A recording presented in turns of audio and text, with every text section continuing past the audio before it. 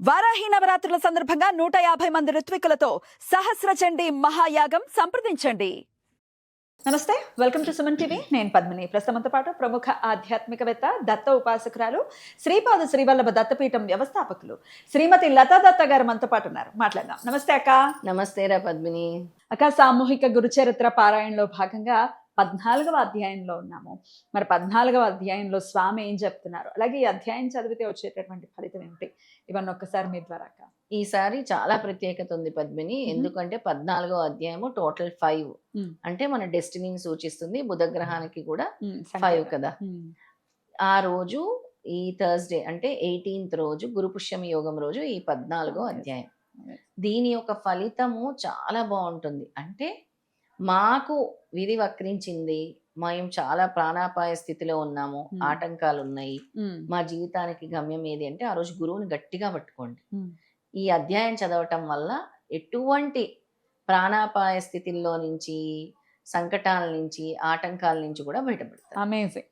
ముందే చెప్పేశాను, ఎందుకంటే ఫలశ్రుతి ముందే వచ్చేసి ఆ రోజు ఈ గురు పుష్యమి యోగం ఉంది కాబట్టి గురువుని గట్టిగా పట్టుకోవటం కోసం చెప్తున్నాను, దత్త భక్తులందరి కోసం కూడా. తప్పకుండా. 14వ అధ్యాయం శ్రీ గురు చరిత్ర. 14వ అధ్యాయం శ్రీ గణేశాయ నమః, శ్రీ సరస్వతి నమః, శ్రీ గురుభ్యో నమః.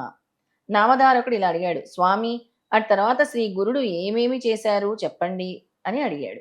సిద్ధయోగి ఇలా వివరించారు.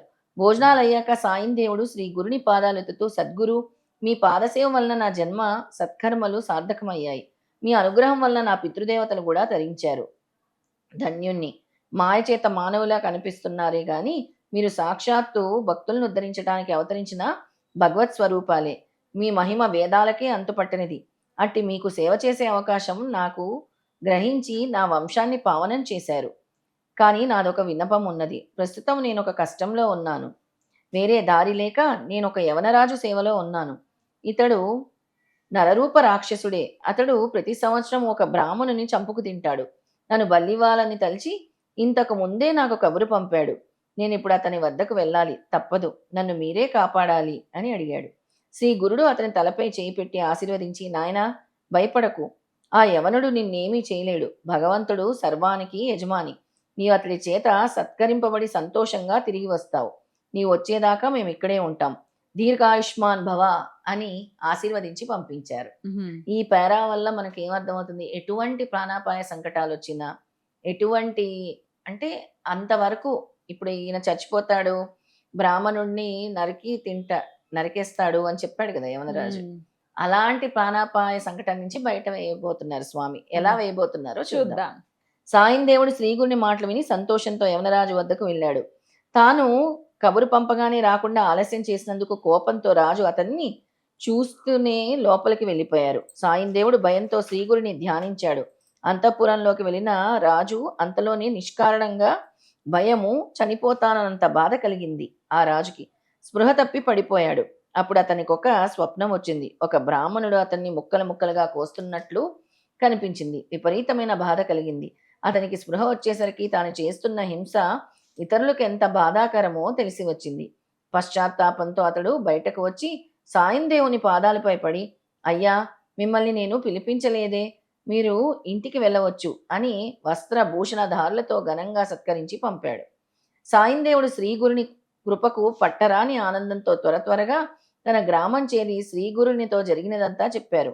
ఆయన సంతోషించి, నాయన మేము పుణ్యతీర్థాలు దర్శిస్తూ దక్షిణ దిక్కుగా వెళ్తాము. అతడు నమస్కరించి, స్వామి నాకు మీరు ప్రసాదించిన ఈ జీవిత శేషాన్ని మీ సేవకి అంకితం చేస్తాను. నన్ను అనుగ్రహించండి. మీ పాద సన్నిధి విడిచి బ్రతకలేను. నన్ను విడిచిపెట్టి వెళ్ళవద్దు. నేను కూడా మీ వెంట వస్తాను అని వేడుకున్నాడు. శ్రీ గురుడు, నాయనా నాకు ఆత్మసమర్పణను చేసుకున్నావు. నీ అభిష్టం నెరవేరుతుంది. మేము ఒక పని మీద వెళ్తున్నాం. 16 సంవత్సరాలకు మళ్ళీ మేము వచ్చి ఈ గ్రామం దగ్గరలో నివసిస్తాం. నీవప్పుడు సకుటుంబంగా వచ్చి దర్శించుకోవచ్చు. అంతవరకు ఇక్కడే సుఖంగా ఉండు అని ఆశీర్వదించి శిష్యులతో కలిసి పాదచారియే అనేక పుణ్యక్షేత్రాలు దర్శిస్తూ వైద్యనాథం చేరారు. అక్కడ ఆయన కొంతకాలం గుప్తంగా నివసించారు. ఇంతటితో 14వ అధ్యాయం సంపూర్ణం. శ్రీ దత్తాయ గురువే నమః, శ్రీపాద శ్రీ వల్లభాయ నమః, శ్రీ నృసింహ సరస్వతియే నమః. అద్భుతం. అయితే ప్రాణ సంకటం నుంచి స్వామి ఏ విధంగా బయటేశారో ఈ అధ్యాయం చెప్తుంది.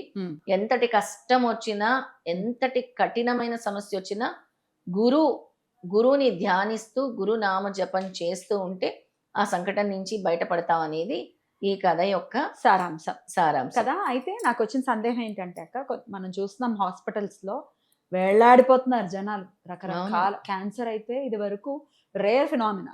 ఇప్పుడు చూస్తే అసలు ఎక్కడ చూసినా 10 మందిలో ఒకళ్ళకైనా క్యాన్సర్ తో సఫర్ అవుతుంది. అవును. సో అసలు ఇలా ఐసీయూలో ఉన్నారు, ఇంకా ఇంకా మా వల్ల కాదు అని డాక్టర్స్ చెప్పేశారు అన్నప్పుడు ఈ ఒక్క అధ్యాయం చదవచ్చా కంటిన్యూస్ గా? ఈ 14వ అధ్యాయం ఒక 41 రోజుల పాటు కంటిన్యూస్ గా పారాయణం చేయొచ్చు. ఏదైనా మండల దీక్ష అంటారు స్వామి. ఆ మండల దీక్షను చేపట్టి ఇది ఒక్కటే అధ్యాయం కూడా చదువుకోవచ్చు. రైట్, అలా అయినా చేయండి, స్వామి అనుగ్రహాన్ని పరిపూర్ణంగా పొందండి. అలాగే మీరు 52 వారాలని మనం ఎలాగో సామూహికంగా చేస్తున్నాం కదా, మర్చిపోకుండా కమెంట్ సెక్షన్ లో మేము 14వ అధ్యాయం కంప్లీట్ చేసాము జై గురుదత్త అంటూ కూడా కమెంట్ చేయండి.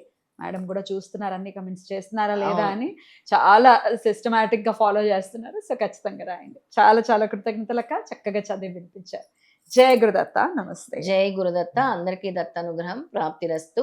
గురు పుష్యమి యోగం సందర్భంగా గురు అనుగ్రహం, దత్తానుగ్రహం, శ్రీపాద శ్రీవల్లభ స్వామి అనుగ్రహం అందరికీ కూడా లభిస్తుంది. Thank you.